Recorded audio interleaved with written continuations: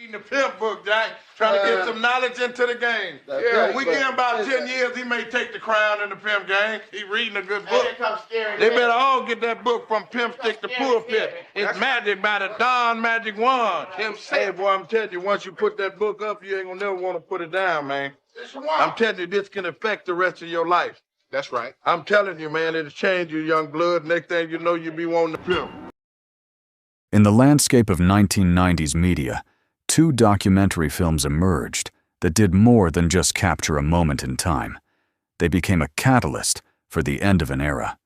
Released in 1998 and 1999 respectively, HBO's Pimps Up, Hose Down, and the Hughes Brothers' American Pimp offered an unprecedented look into the secretive and flamboyant world of American pimping. To audiences accustomed to the polished narratives of network television, these films were a jolt of unfiltered reality. They presented a subculture with its own language, its own code of ethics, and its own larger-than-life personalities. With their lavish suits, luxury cars, and entourages of women, the men featured in these films became cult figures, symbols of a seductive and dangerous game of power and control. At the time, the films were largely received as ethnographic studies of a uniquely American underground. They were seen as cultural artifacts, preserving a lifestyle that existed in the margins of society. What wasn't understood then by the filmmakers, the audience, or the subjects themselves was that these documentaries were creating a permanent record of a criminal enterprise. The very act of documenting the game would provide the tools to dismantle it. By the 2010s, the swagger and confidence displayed on screen would be replaced by mugshots and federal indictments. The cultural phenomenon had become a dossier of evidence. This is the detailed story of how two films, intended to be windows into a world, became the blueprints for its destruction. Part 1. The Golden Era of Pimping. To understand the world the documentaries captured, you have to look back at the decades that shaped it. The American pimp subculture didn't just appear overnight. Its roots run deep into the socio-economic soil of post-war America. The Great Migration saw millions of African Americans leave the rural South for industrial jobs in northern and western cities. When those industries began to collapse in the 1970s, entire communities were left economically stranded, creating a fertile ground for alternative, underground economies to flourish. Pimping, as a profession, became one of those pathways, a high-risk, high-reward hustle in a system where legitimate opportunities were scarce. This reality was amplified by a powerful cultural mythology. Films from the blaxploitation era, most notably 1973's The Mac, didn't just depict pimps, they canonized them. The protagonist, Goldie, returning from prison to become the city's most successful pimp, presented a narrative of empowerment against a corrupt system. He was charismatic, intelligent, and stylishly defiant. At the same time, books like Iceberg Slim's 1967 autobiography, Pimp, The Story of My Life, provided a gritty, first-person gospel of the trade. Iceberg Slim's work was a detailed manual on the psychological mechanics of controlling women, framing it as a mental battle of wits he called the game. These cultural touchstones created a powerful ideology, complete with a vocabulary and a set of rules that gave the lifestyle a sense of legitimacy and tradition. The 1980s and 90s represented the apex of this era. It was the golden age of the street pimp. The Players' Ball, an event that began in Chicago, evolved into a national institution, a sort of trade show and award ceremony for the pimping profession, eventually finding its most famous home in Las Vegas. This period saw the formalization of a hierarchy within the trade. At the top was the pimp. Below him were his employees, often organized with business-like precision. This included the bottom bitch, a term for the most trusted woman in the stable, who often held a managerial role, helping to enforce rules and manage the other women. There were recruiters, tasked with finding new women, and enforcers, who maintained discipline through intimidation and violence. The core of their control wasn't just physical, it was a sophisticated form of psychological warfare. The process often began with what is now recognized as grooming, identifying a vulnerable person and showering them with attention, gifts, and promises of a better life. This was followed by isolation, systematically cutting a woman off from her family, friends, and support systems until the pimp became the center of her universe. Emotional and psychological manipulation were constant, creating a powerful trauma bond where a victim's sense of self-worth becomes entirely dependent on her exploiter's approval. And beneath all of this was the ever-present threat of violence, a tool used to maintain order and make examples of those who stepped out of line. During this time, the technology was analog. Recruitment happened in person, at bus stations, in strip clubs, or directly on the track, the street corners where prostitution was prevalent. This physical, face-to-face nature of the business made it a closed world, difficult for outsiders, including law enforcement, to penetrate. For decades, law enforcement struggled to make a significant impact. Part of this was a matter of classification. Prostitution was largely treated as a local vice crime, like gambling or public intoxication, not as a component of a serious organized criminal operation. Federal agencies were not focused on pimping as a form of human trafficking. Furthermore, building a case was incredibly difficult. The primary witnesses were the victims themselves, but due to the intense trauma bonding and fear, most were unwilling or unable to testify against their pimps. From the outside, the game looked impenetrable, and its most successful players seemed untouchable. Part 2. It's not TV, it's HBO, the documentary strategy that changed television. The decision to turn a camera on this world was born from a unique moment in television history.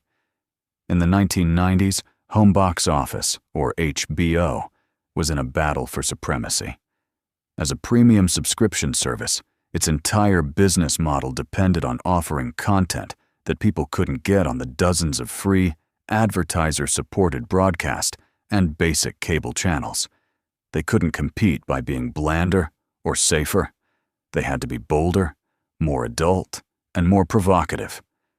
This necessity was the genesis of their iconic branding campaign. It's not TV, it's HBO. The network's documentary unit, brilliantly steered by producer Sheila Nevins, became a key pillar of this strategy. Nevins fostered a filmmaking environment that valued access and authenticity above all else. The mission was to explore the taboo, to shine a light on the hidden corners of society, and to let subjects tell their own stories in their own words, no matter how uncomfortable. HBO documentaries were designed to generate buzz and establish the channel as essential viewing for adults who wanted more than the sanitized reality offered elsewhere. This philosophy produced a slate of groundbreaking and controversial projects. The series Taxicab Confessions, which premiered in 1995, placed hidden cameras in the back of a Las Vegas taxi to capture the stunningly candid and often R-rated conversations of its passengers. It was voyeuristic and raw, and it felt like eavesdropping on the nation's subconscious. In 1999, Thug Life in D.C. took a similarly unflinching look at the brutal reality of gang violence, allowing gang members to narrate their own lives of desperation and crime. And in 2000, G-string divas went behind the curtain of the stripping industry, presenting the dancers not as one-dimensional objects, but as women with complex personal and financial motivations. These programs were not just documentaries. They were cultural events that solidified HBO's identity. They proved that the HBO brand meant viewers would see things they couldn't see anywhere else. Pimps Up, Hose Down was a perfect extension of this strategy. It checked all the boxes of what made an HBO documentary successful. It offered exclusive access to a secret world, a world with its own mythology and aesthetic. It featured controversial and charismatic figures who lived entirely outside mainstream morality. And, most importantly, it had the appearance of unfiltered authenticity. By adopting a direct cinema style with minimal narration, the film presented the world on its own terms, letting the pimps and the women in their stables speak for themselves. This created a powerful illusion of objectivity, as if the camera were merely a neutral observer. This strategy was a ratings and branding triumph, but it also inadvertently began a process that would have profound and unforeseen legal consequences. Part 3. HBO enters the game. Pimps Up, Hose Down, 1998. When HBO's crews, led by filmmakers Brent Owens and Frederick Gerten, entered the pimp world, they gained a level of access that was, for the time, unprecedented. They didn't just interview retired figures. They documented active pimps in their day-to-day operations. They were welcomed into the inner sanctum of the Players' Ball in Las Vegas, capturing the pageantry, the awards, and the business being conducted behind the scenes. The film featured in-depth interviews with some of the most recognized names in the game, including Gorgeous Dre, Fillmore Slim, Bishop Don Magic Juan, Pimpin' Ken, and Pimp Snooky. What they captured was a masterclass in manipulation. The film showed in real time how these men controlled the women in their lives. The audience heard them boast openly about their methods, explaining with pride how they could break a new woman's will and rebuild her psyche in their own image. The film laid out the entire hierarchy of pimp culture, from the pimp down to the newest girl in the stable. Visually, the documentary caught these chilling confessions with scenes of apparent glamour. Parties where women were paraded like trophies, and interviews where the women themselves would smile, laugh, and profess their unwavering love and loyalty to their pimps. However, the film's production rested on a significant ethical blind spot of its era. The modern, nuanced understanding of consent, especially from individuals in coercive situations, was not yet a mainstream concept in documentary filmmaking. Many of the women featured were operating under a cloud of duress, whether from drug dependency, psychological conditioning, or outright fear. Years later, some would come forward to state that they were not in a position to give meaningful consent to be documented in such a vulnerable state. The camera's presence seemed to act as an accelerant, encouraging the pimps to perform their roles with even greater bravado, unknowingly creating a detailed record of their own criminality for the world to see. Part 4. The Hughes Brothers follow up. American Pimp, 1999. Shortly after the HBO film made its splash, the Hughes brothers, Alan and Albert, released their own, more cinematic take on the subject. With a background in directing seminal hip-hop music videos and the critically acclaimed film Menace the Two Society, they brought a distinctly polished and stylish aesthetic to American Pimp.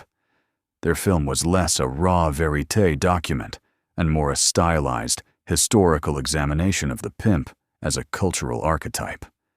It featured slick cinematography, intimate and well-lit interviews, and a masterfully curated soundtrack of funk, soul, and hip-hop that acted as the sonic backdrop to the game. American Pimp delved deeper into the business structure and the rules of pimping. It continued to present the perspective that this was a legitimate, if illegal, form of entrepreneurship. The film is filled with pimps explaining their personal codes.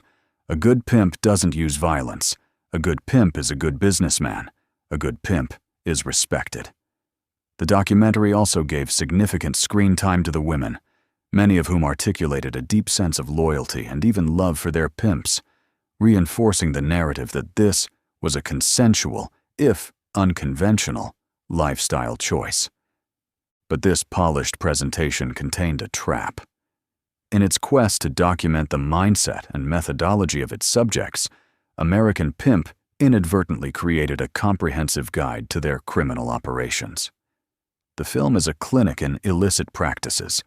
It details recruitment techniques, explaining how to spot and approach vulnerable targets. It lays out the grooming tactics used to establish psychological control. And it thoroughly explores the deep emotional conditioning required to maintain a stable of women. By allowing these men to candidly explain their art, the Hughes brothers unintentionally created what some law enforcement later described as a detailed confession of the very acts that would later be prosecuted as human trafficking. The glamour was the bait. The methodology was the evidence. Part 5. What the pimps didn't know. The feds were watching. As these documentaries became cult classics, passed around on VHS tapes and DVDs in underground circles, they were also being watched by a very different audience: federal law enforcement. This didn't happen in a vacuum. The late 1990s and early 2000s saw the rise of a powerful anti-trafficking movement. Activists and survivor advocates were working tirelessly to shift the public and legal perception of prostitution, arguing that it was not a victimless crime, but a form of modern-day slavery. This advocacy began to influence policy. Federal agencies like the FBI started to establish dedicated human trafficking units and began to look at pimping not as a local vice, but as a form of organized crime that fell under their jurisdiction. For these newly formed units, Pimps Up, Hose Down, and American Pimp were an intelligence goldmine. They were a free, publicly available source of information, what intelligence agencies call open source intelligence, or OSINT.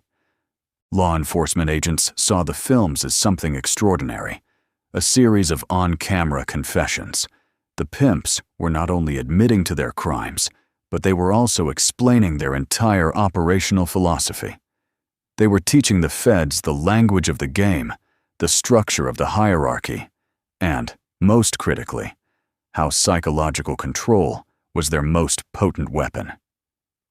These documentaries, which were meant to demystify the pimping world for a mainstream audience, instead provided federal investigators with a comprehensive visual textbook on how to identify, investigate, and ultimately prosecute sex traffickers.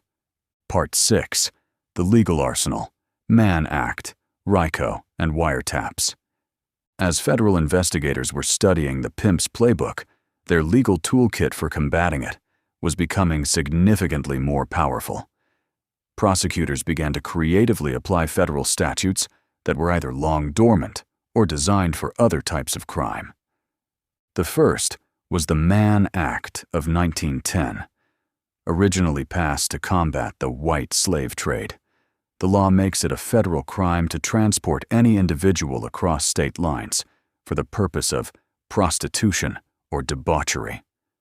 After decades of infrequent use, prosecutors dusted it off and realized it was perfectly suited for the modern pimping enterprise, as pimps frequently moved women from city to city, following a circuit of profitable events or evading local law enforcement. Every time a pimp drove or bought a plane or bus ticket for a woman to work in another state, he was committing a federal felony. The second, and perhaps most powerful tool, was the RICO Act. The Racketeer Influenced and Corrupt Organizations Act was designed in the 1970s to dismantle the mafia. RICO allows prosecutors to target an entire criminal enterprise, not just individuals for their specific crimes.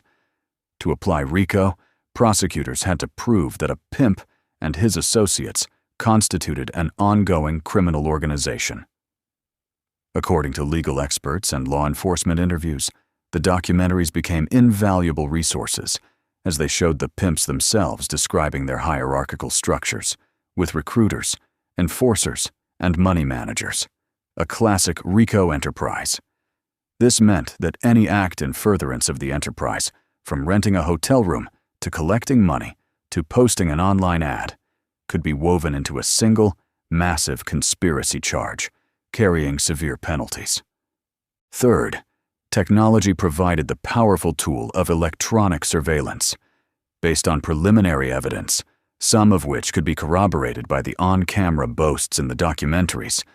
Investigators could establish the probable cause needed to get a Title III warrant for a wiretap from a federal judge. This allowed them to listen to phone calls and intercept text messages, capturing the day-to-day business of the pimping operation in real time. Finally, the most crucial element became victim testimony. The shift in law enforcement's approach was mirrored by a shift in victim support. New organizations, like Rachel Lloyd's GEMS in New York City, pioneered a trauma-informed approach. They provided comprehensive services, including housing, therapy, and legal support, creating a safe environment where survivors felt empowered to cooperate with prosecutions. They also trained law enforcement on how to conduct interviews with victims in a way that built trust rather than re-traumatizing them. This dramatically increased the number of victims willing to testify, providing juries with the powerful first-hand accounts needed to secure convictions. Part 7. The beginning of the end, the 2000s, crackdowns. Armed with this new perspective and this powerful legal arsenal, the federal government began to systematically dismantle the very organizations that had been showcased in the films. Throughout the 2000s, one by one, the charismatic figures from the documentaries found themselves in the crosshairs of federal investigations. Andre "Gorgeous Dre" Taylor, the articulate pimp philosopher of Pimps Up, Hose Down, was arrested and ultimately served federal time for pimping-related charges. His on-camera explanations of the game were used to provide context for the evidence gathered against him. Dozens of other individuals, seen celebrating at the players' balls or standing in the background of interviews, were identified, investigated, and swept up in state and federal RICO cases.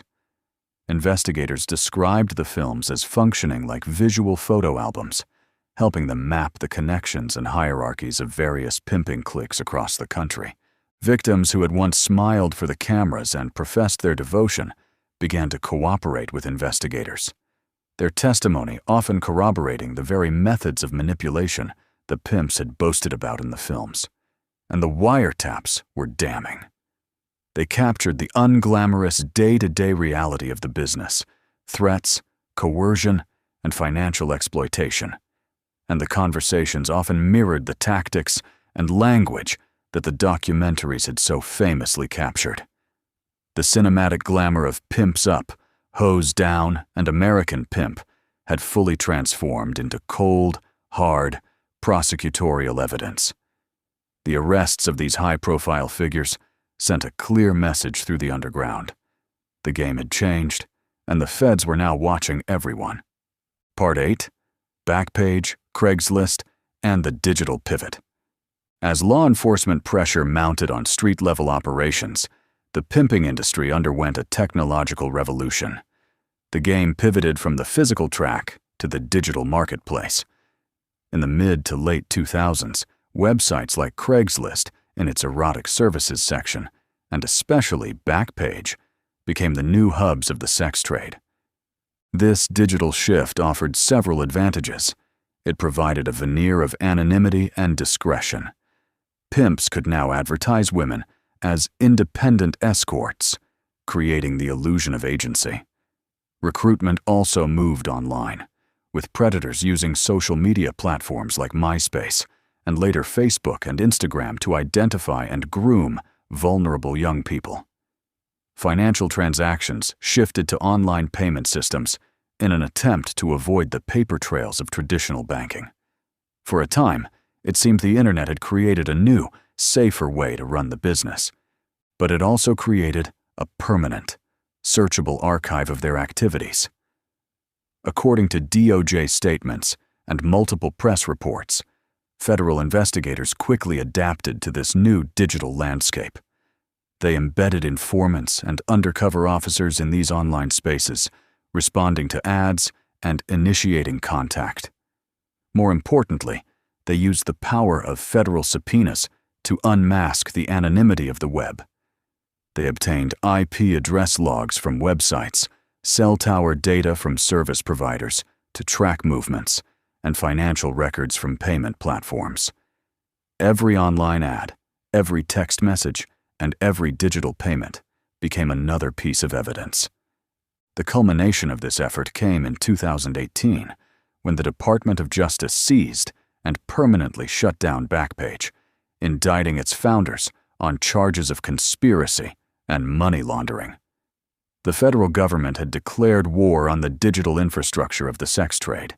This was followed by the passage of the FOSTA-SESTA laws, which made website owners legally liable for user-generated content that facilitated prostitution. The combined effect of the Backpage shutdown and this new legislation decimated the online pimping economy.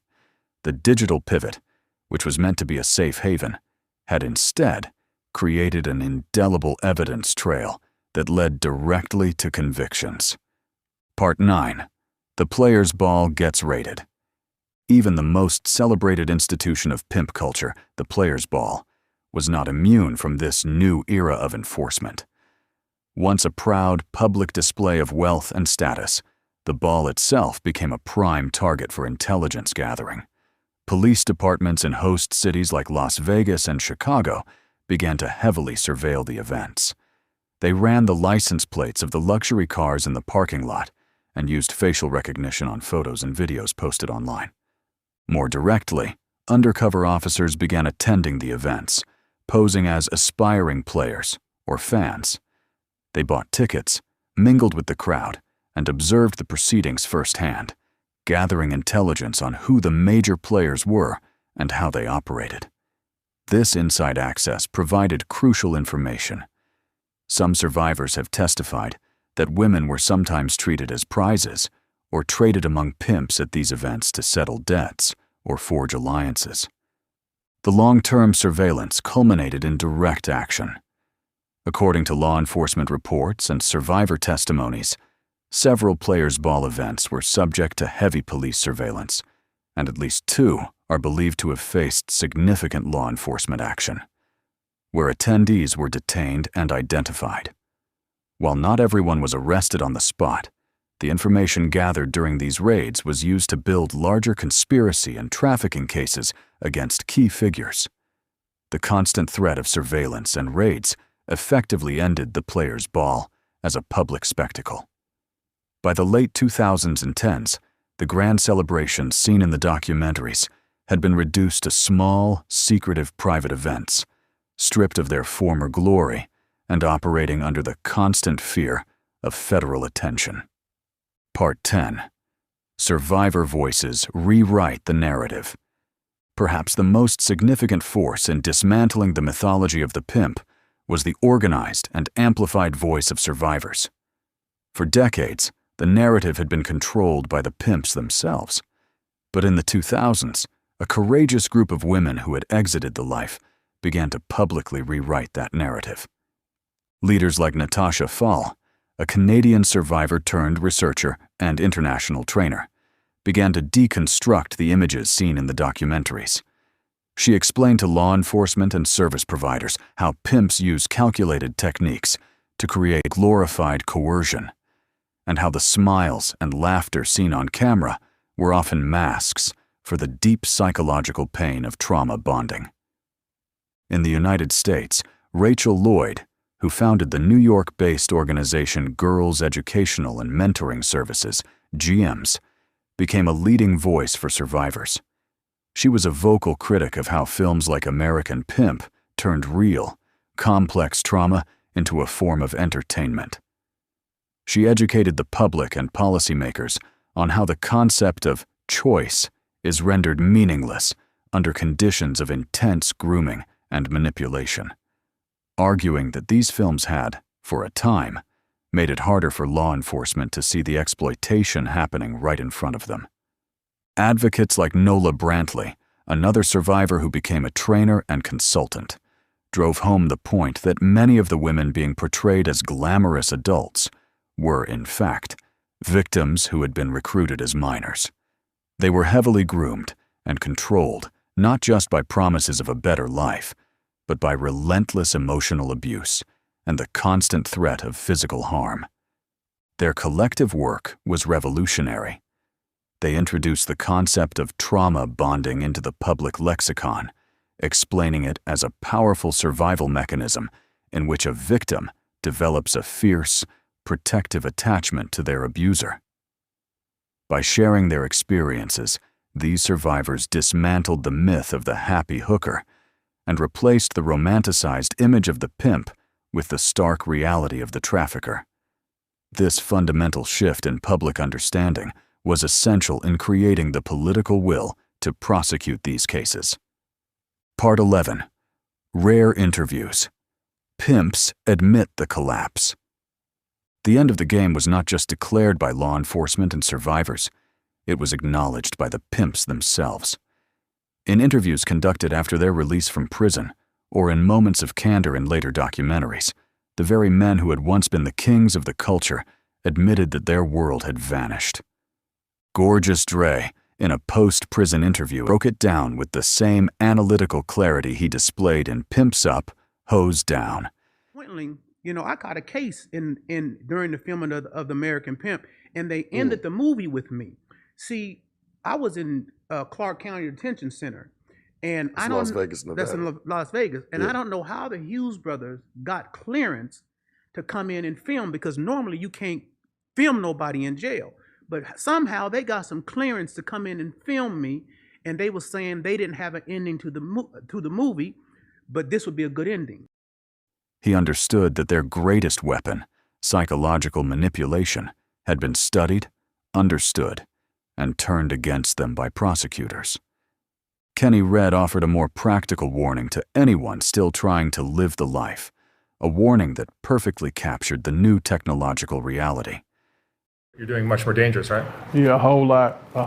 They want to give you Buck Rogers dates for something that somebody else want to do. You know what I'm saying? The game is not the same no more. It didn't change a whole lot. So you've done prison time? Yeah. What were the offenses?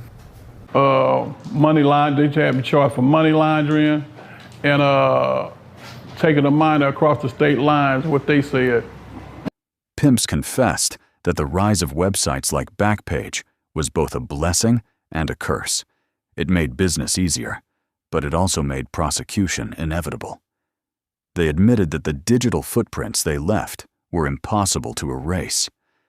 And they lamented that the unwavering loyalty they once expected from women had eroded, a direct result of the growing network of survivor support systems that offered women a safe way out. Part 12. The Modern Organized Crime Replacement. The federal crackdown on the traditional, independent American pimp created a power vacuum in the multi-billion-dollar sex trade, and into that vacuum moved a different, and in many ways more dangerous type of operator: international organized crime syndicates. Unlike the flamboyant figures of the documentaries who often operated on charisma and reputation, these new groups run sex trafficking with brutal, corporate efficiency. Mexican cartels, Eastern European mafias, and Asian trafficking organizations began to dominate the market. Their methods are different. They often rely on debt bondage. International organizations also often traffic victims across borders under false pretenses, exploiting debt bondage as a form of control, and then telling them they owe an insurmountable debt for their transportation, a debt they can only pay off through commercial sex. These organizations are far less visible. They don't attend players' balls or seek the spotlight. They operate as part of larger criminal portfolios that might also include drug and weapons trafficking. They control large networks of digital escort services that are hidden behind encrypted websites and messaging apps, making them much harder to penetrate. The decimation of the homegrown pimp culture, while a law enforcement victory, inadvertently paved the way for a more globalized, more ruthless, and more invisible form of exploitation to take its place. Part 13. HBO quietly erases its history. The unseen transaction and the film's final legacy. As the cultural and legal landscape underwent a seismic shift, the network that had started the conversation began to strategically distance itself from its own creation. But the decision to erase Pimps Up, Hose Down from its history wasn't just about evolving public sentiment. It was rooted in the profound and ethically compromised decisions made during its very production. The most critical issue was a simple, damning fact. HBO paid pimps who were at the time of filming actively engaged in the exploitation of women. This meant the network was, however indirectly, funneling money through honorariums, travel expenses, and licensing fees to ongoing criminal enterprises. This raises a crucial question. Why was this legal, or at least permissible at the time?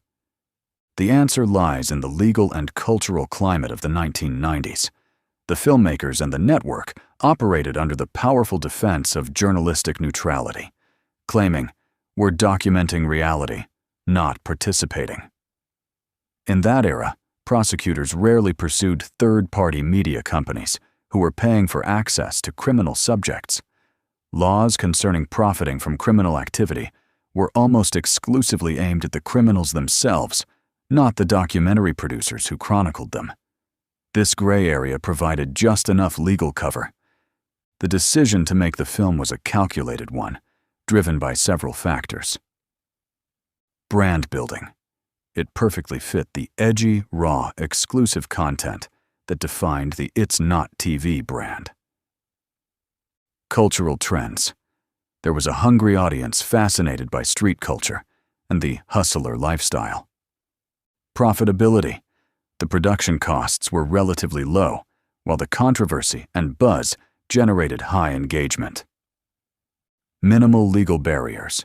Consent laws, human trafficking statutes, and media ethics were all still evolving, creating fewer obstacles than would exist today. The production walked a fine legal line to facilitate these payments. HBO could not write a check to a pimp for services rendered as a pimp, as that would expose them to RICO entanglement or charges of funding a criminal enterprise. The solution was to structure payments carefully. Honorariums. Instead of salaries, subjects received honorariums, a token financial gesture for their time, expertise, and participation. This was legally classified as a consulting fee or interview payment, not a salary for criminal activity. Expenses and reimbursements. Off-the-record sources and industry insiders confirm that featured pimps were offered small lump sums in the low thousands, had hotel accommodations covered during filming, and received travel reimbursements and per diem stipends. Licensing fees. In some cases, money flowed through official channels, such as paying licensing fees to the players' ball organizers for the right to film at their event. As one industry insider noted, they didn't want to pay them in ways that would invite a prosecutor to subpoena HBO's bank records. This careful legal structuring, likely designed by HBO's legal department alongside mandatory appearance releases, protected the network while allowing them unprecedented access. While the pimps and organizers were compensated, the women featured in the film were a different story. They were mostly unpaid, and their consent has since been heavily questioned. In interviews conducted years later, some of the women who appeared stated they were under the influence of drugs during filming and were not fully informed that the documentary would have global commercial distribution or about the long-term licensing rights. This lack of informed consent and proper compensation for the most vulnerable participants stands as the film's deepest ethical failure. Faced with this legacy, HBO's decision to pull the documentary was an act of brand preservation. The film that once built their reputation for being edgy became a symbol of a past they needed to escape. As a result, Pimps Up, Hose Down has largely vanished from legal distribution, now existing almost exclusively through bootleg uploads, a piece of controversial media history that its own creator was compelled to forget. Part 14. The game destroyed itself on camera. The story of how Pimps Up, Hose Down, and American Pimp impacted the world they documented is a profound lesson in unintended consequences. When HBO's cameras first focused on the player's ball, the goal was to capture an underground economy, to put a controversial subculture on display. But in doing so, they created something far more powerful, an instruction manual. They handed prosecutors a guide to pimp psychology. They provided investigators with a visual encyclopedia of the tactics of coercion and control. The pimps, in their desire for fame and recognition, confessed their own strategies to the world. The films became irrefutable evidence that what they called the game was not about consent, but about coercion. Law enforcement studied these tactics, empowered by new legal tools and a deeper understanding of trauma, and built airtight RICO cases that systematically dismantled these organizations from the top down. At the same time, survivor advocates courageously flipped the public narrative, replacing the myth of glamour with the reality of trauma. Today, the flamboyant street pimp, as depicted in the films, is largely a relic of the past, replaced by more covert and often more violent international syndicates. The films meant to glorify a subculture have, ironically, become a critical part of the curriculum for its destruction. The game, in the end, destroyed itself, and it did so on camera,